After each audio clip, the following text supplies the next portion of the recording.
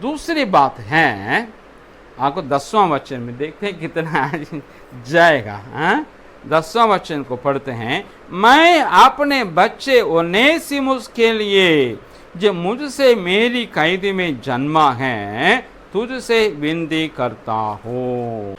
என்னவென்றால் கட்டப்பட்டிருக்கையில் நான் பெற்ற என் மகனாகிய ஒனேசிமுக்காக உம்மை மன்றாடுகிறேன்। एक चीज हम यहाँ देखते हैं,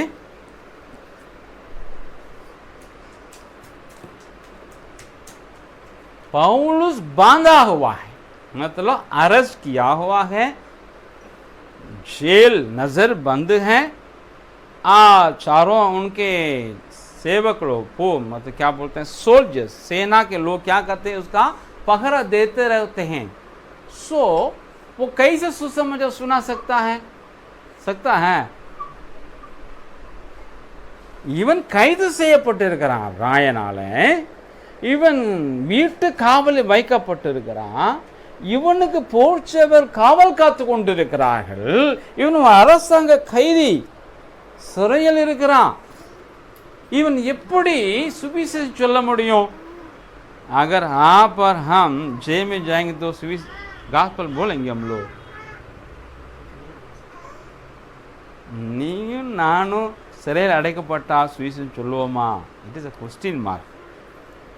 लेकिन हम यहाँ देखते हैं वो पूरे 2 वर्ष अपने भाड़े के घर में रहा और जो उसके पास आते थे उन सब से मिलता रहा और बिना रोक ठोक बहुत निडर होकर परमेश्वर के राज्य का प्रचार करता और प्रभु यीशु मसीह की बातें सिखाता रहा।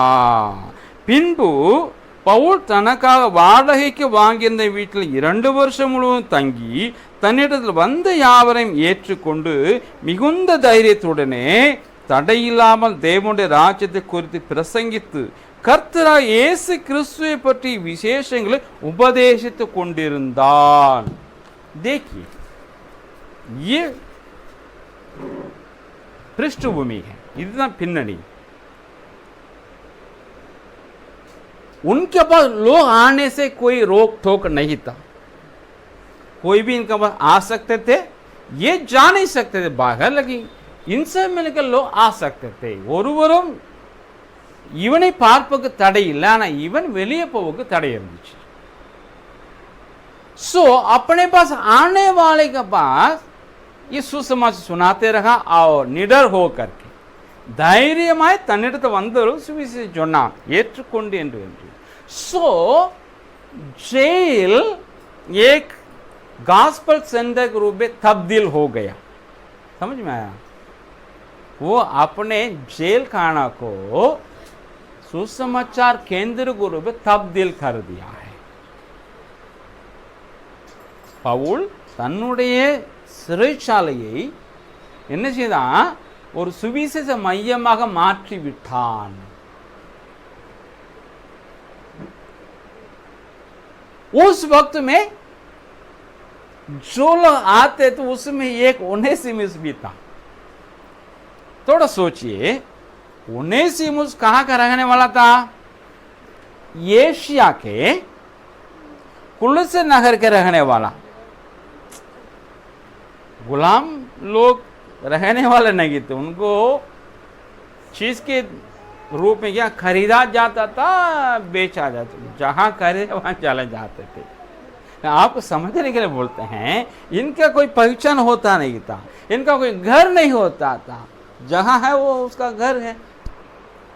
सो कुलुस्से एशिया में है और पौलुस यूरोप में है, रोम में है, जेल खाना में है। वहां कैसे ये गया? एक अनुमान है। क्या है?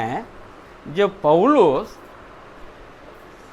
इफिसुस में रह के सेवा करते थे, कुलुस्से शहर से फिलेमोन वहां जाया करते थे, इपाफ्रादीतुस जाया करते थे, तो उन लोग आकर के अपने घर में चर्च स्टार्ट हो गया, उनके शहर में कलीसिया चल रहा है।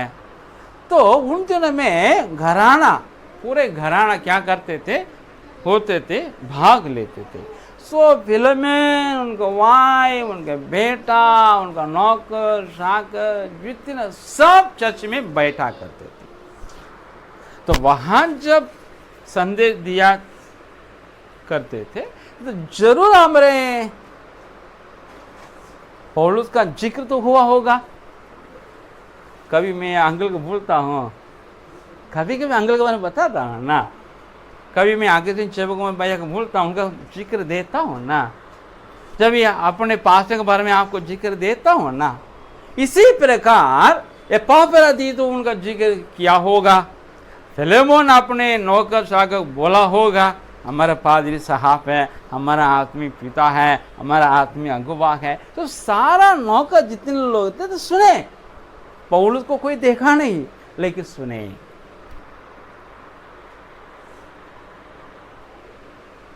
ரோம்ல சிறைச்சாலையில் இருக்கிறா, இவர்கிட்ட எப்படி வந்தான் இந்த ஒனேசிமோஸ்? இதுதாங்க ஒரு கேள்வி, ஒரு கற்பனை, கற்பனை சொல்ல மாட்டோம், ஒரு அனுமானம் என்ன நடந்திருக்கும் அப்படின்னு சொல்றாங்க. கொலேசேல சபை ஆரம்பிச்ச போது பிலோமோன் வீட்டில் சபை ஆரம்பிக்கப்பட்டது. ஸோ அங்கே அந்த நாட்களில் வீட்டார் என்று சொன்னால் அங்கே இருக்கக்கூடிய வேலைக்காரன் அடிமை எல்லாரையும் குறிக்கும். ஸோ பிலோமோன் வீட்டில் எப்போல்லாம் சபை நடக்குதோ, சபை கூடுதல் உண்டாகுச்சோ, அப்போல்லாம் அடிமைகளும் உட்காந்துருப்பாங்க, வேலைக்காரங்க உட்காந்துருப்பாங்க, பிலோமோனுடைய பையன் மனைவி எல்லாம் உட்காந்துருப்பாங்க. ஸோ அங்கே எப்பப்ராதீத்துஸ் செய்தி கொடுக்கும், கண்டிப்பாக பவுலை பற்றி சொல்லியிருப்பார். இப்போ நான் சொல்லலை எங்கள் பாஸ்டர் அப்படி, இந்த முன்னாடி இங்கே இருந்த எனக்கு முன்னாடி இந்த பாஸ்டர் இப்படி, அக்னி சிவகுமார் அண்ணன் எனக்கு என்ன சொன்னாங்க, नेचर। सो इस प्रकार एपफ्रादीतुस बोल दिया होगा, पौलुस का जिक्र ये ओनेसिमुस सुना है। हाँ, फिलेमोन जरूर सुनाया होगा, क्योंकि उनका घर का नौकर चाकर को गुलाम को बोल दिया. फिलेमोन தன்னுடைய அடிமைகளுக்கு வேலைக்காரன் கண்டிப்பாக சொல்லியிருப்பான். ஸோ அவனுக்கு பவுலுக்கு ஒரு நாலேஜ் இருக்குது, पहले नालेज இருக்குது. अब ये भाग गया घर से, बहुत पैसा लेकर के भाग गया चोरी करके, दूसरे महाद्वीप में चला गया. இவன் ஒன்னேமே இப்போ களவாண்டுட்டு கொள்ளை அடிச்சுட்டு வேற खंडத்துக்கே போயிட்டான், ஐரோப்பா खंडத்துக்கே போயிட்டான். किसी तरह सुनने में आया पौलुस साहब जेल में हैं, लोग मिलने के लिए जाते हैं. अच्छा अच्छा वही पौलुस है, जाके तो देखेंगे. देखा होगा, बोला होगा मैं फलाने जगह से आया हूँ. यार तो पौलुस तो वहाँ की भाषा भी जानता था ना. आपस में लोग भोले होंगे, हल हो गया, उनको वो क्या करे सुसमझ सुना दिया, वो प्रभु में आया. இப்போ இவன் இங்கே வந்திருக்கிற இடத்த இவன் கேள்விப்பட்டதான், அங்கே ஒரு ஹவுஸ் அரசில் ஒருத்தர் இருக்கிறார் பவுல்னு சொல்லி, அவர் யாருன்னா போய் பார்க்க முடியுமா? நான் இத்தனை தப்பு செஞ்சுட்டேன், போய் பார்ப்போம். அப்படி போய் பார்க்குறான். அவன் இவன் சுசமாச்சா காஸ்பல் சுவிசேஷம் சொல்கிறான், ரட்சிப்பு உண்டாயிருச்சு, அவன் ஆண்டவருக்குள்ளே வந்துட்டான். இப்போ பவுல் இவனுக்கு தகப்பனாக, இவன் அவன் குமாரன் ஆகிவிட்டான். अब उन्हें उनका बेटा बन गया, वो इनका बाप बन गया. आप और हम भी सुसमाचार सुनाना होगा. कब होगा? अभी तो सुना सकते हैं, अभी कोई रोक टोक है नहीं. लेकिन ये पौलुस हमको ये बात बताता है, अगर हम जेल खाने में रह करके सुसमाचार सुना सकेंगे और लोगों को जीत सकते हैं, तो आप और हम भी ये काम कर सकते हैं. हमारे वातावरण प्रतिकूल भी हो तो भी हम सुसमाचार सुना सकते हैं, हम आत्माओं को जीत सकते हैं. चाहे सरकार हमारे विरोध में हो, या हमारे समाज हमारे विरोध में हो, या हमारे परिवार हमारे विरोध में हो, या काम करने जगह पे लोग हमारे विरोध में हो, या पढ़ाई करने जगह पे लोग हमारे विरोध में हो, ये बिल्कुल मुमकिन है सुसमाचार वहां सुनाना और लोगों को यीशु के लिए जीतना संभव है. நம்முடைய சூழ்நிலைகள் பிரதிகூலமாக இருந்தாலும் கூட, நம்முடைய அரசு நமக்கு விரோதமாக இருந்தாலும், நம்முடைய சமுதாயம் நமக்கு விரோதமாக இருந்தாலும், நம்முடைய குடும்பத்தை நமக்கு விரோதமாக இருந்தாலும், நம்முடைய உறவினர் நமக்கு விரோதமாக இருந்தாலும், வேலை பார்க்க இடத்துல அங்கே இருக்க நமக்கு விரோதமாக இருந்தாலும், படிக்கிற இடத்துல மற்றவர்கள் நமக்கு விரோதமாக இருந்தாலும், சுவிசேஷம் சொல்லுவதும் ஆத்மகளை ஆதாயம் பண்ணுவதும் நடக்கக்கூடிய காரியம்தான். இது முடியாத காரியம் ஒன்றும் இல்லை என்று நமக்கு தெரிய வருகிறது. दो प्रकार का विरोध है. विरोधम இரண்டு வகையில் உண்டு. एक एक्टिव, दूसरा पैसिव, असक्रिय. एक सक्रिय, दूसरा असक्रिय. सक्रिय हम समझते हैं, लोग हम विरोध करते हैं तो सक्रिय है. लोग एक्टिव மக்கள் நமக்கு விரோதம் இருந்தால் தெரிஞ்சிடும்.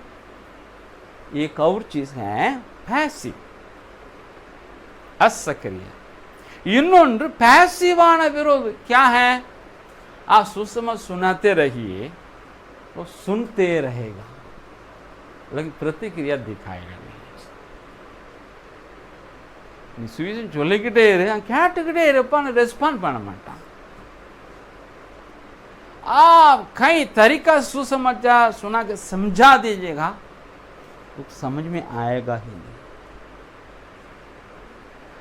என்னைய நிலமா செஞ்சு நீங்கள் அவனை சுவிசேஷம் சொல்லி அவனை புரிய வச்சாலும் அவன் புரிய மாட்டேங்கிறான்.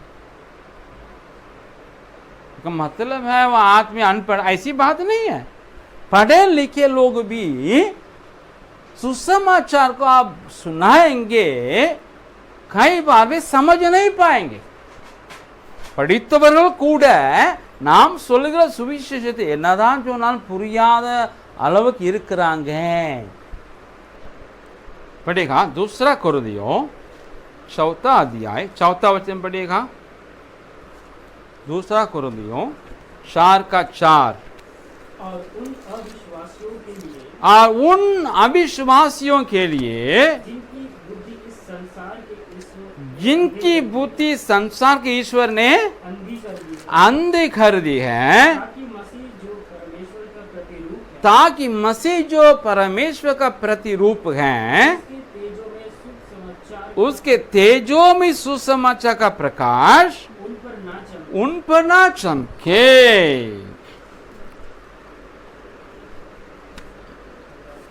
एक मिनट. தேவனுடைய சாயலாய் இருக்கிற கிறிஸ்துவின் மகிமையான சுவிசேஷத்தின் ஒளி அவிசுவாசிகளாகிய அவர்களுக்கு பிரகாசமாய் இராதபடிக்கு இப்பிரபஞ்சத்தின் தேவனானவன் அவர்களுடைய மனதை என்ன செய்தான்? कुरुडाकिनान. पहला कोरिन्थियों दूसरा अध्याय का 7 से लेकर पढ़ेगा. पहला कोरिन्थियों 1 कोरिन्थियर 2வது அதிகாரம் 7 வாசிக்கலாம். परंतु हम परमेश्वर का वह गुप्त ज्ञान भेद की रीति पर बताते हैं, जिसे परमेश्वर ने सनातन से हमारी महिमा के लिए ठहराया, जिससे इस संसार के हाकिमों में से किसी ने नहीं जाना. क्योंकि यदि वे जानते तो तेजों में प्रभु को क्रूस पर न चढ़ाते. परंतु जैसा लिखा है, जो बातें आंखें ने नहीं देखी, कान ने नहीं सुनी, और जो बातें मनुष्य के चित्त में नहीं चढ़ी, वे ही है जो परमेश्वर ने अपने प्रेम रखने वालों के लिए तैयार की है. सो உலக தோற்றத்துக்கு முன்னே தேவன் தம்முடைய மகிமைக்காக ஏற்படுத்தினதும் மறைக்கப்பட்டதுமாயிருக்க ரகசியமான தேவ ஞானத்தை பேசுகிறோம். அதை இப்பிரபஞ்சத்து பிரபுக்கள் ஒருவனும் அறியவில்லை. அறிந்தார்களே, ஆனால் மகிமையின் கர்த்தரை அவர்கள் சிலுவையில் அறைய மாட்டார்களே. எழுதியிருக்கிறபடி தேவன் தம்மில் அன்பு கூறுகிறவர்களுக்கு ஆயத்த பண்ணினவைகளை கண் காணவும் இல்லை, காது கேட்கவும் இல்லை, அவைகள் மனுஷனுடைய இருதயத்தில் தோன்றவும் இல்லை. நமக்கோ தேவன் அவைகளை தமது ஆவியினாலே வெளிப்படுத்தினார். அந்த ஆவியானவர் எல்லாவற்றையும் தேவன ஆழங்களையும் அறிந்திருக்கிறார். हम यहाँ देखते हैं इस संसार के बड़े बड़े बुद्धिजीवी लोग भी समझ नहीं पाते सुसमाचार को. क्योंकि संसार का जो ईश्वर है उसने उनके बुद्धि को क्या कर दिया, अंधे कर दिया है। इस कारण क्या है, लेकिन आपके मेरे बारे में क्या बाइबल बताती है, एक और मैं पढ़ता हूँ, दूसरा का 10 में, परंतु परमेश्वर ने उनको अपने आत्मा के द्वारा हम पर प्रकट किया, क्योंकि आत्मा सब बातें वरन परमेश्वर की गूढ़ बातों भी जांचता है। परमेश्वर प्रभुओं को उन बातों को नहीं प्रकट किया, समझ नहीं पाए, लेकिन आप और हम समझ गए यीशु मसीह के बारे में, अनंत जीवन के बारे में, मरणोपरांत जीवन के बारे में। कितना पढ़िए आप, ग्रेजुएट हो, आप मैट्रिक हैं या तो अंडर मैट्रिक हैं, लेकिन अंडर मैट्रिक ये बात को समझ गई, लेकिन डॉक्टरेट किए हैं, पीएचडी किए हैं, समझ नहीं पाया। हम तो सुनते हैं, सुनाते नहीं, आप लोग सुनाने वाले सुनते हैं, सुनने वाले हैं, सुनने वाले हैं, लेकिन आपको समझ में आया अनंत जीवन, यीशु मसीह, मुक्ति, उद्धार। लेकिन सुना बड़ा बड़ा प्रचारक है, हर फील्ड में, हर क्षेत्र में है, राजनीति से लेकर के शिक्षा के विवाह, बड़े बड़े बुद्धिजीवी है, वो समझ नहीं पाया। பெரிய பெரிய ஞானிகளும் கல்விமான்களும் புரிய முடியாத ரட்சிப்பை குறித்து, இயேசு கிறிஸ்துவை குறித்து, சிலுவின் உபதேசம் குறித்து நீயும் நானும் தெரிந்து கொண்டு இருக்கிறோம். நான் 10ஆம் கிளாஸ் கூட பாஸ் பண்ணலை, நமக்கு புரிஞ்சிருக்குது. ஆனால் படித்தவர்கள் கல்விமான்களுக்கு தெரிய மாட்டேங்குது, பெரிய பெரிய பிரசங்கிமார்களுக்கு தெரிய மாட்டேங்குது, பெரிய பெரிய பேச்சாளர்கள் சொற்பொழிவாளர்களுக்கு தெரிய மாட்டேங்குது, புரிய மாட்டேங்குது சொன்னாலும்।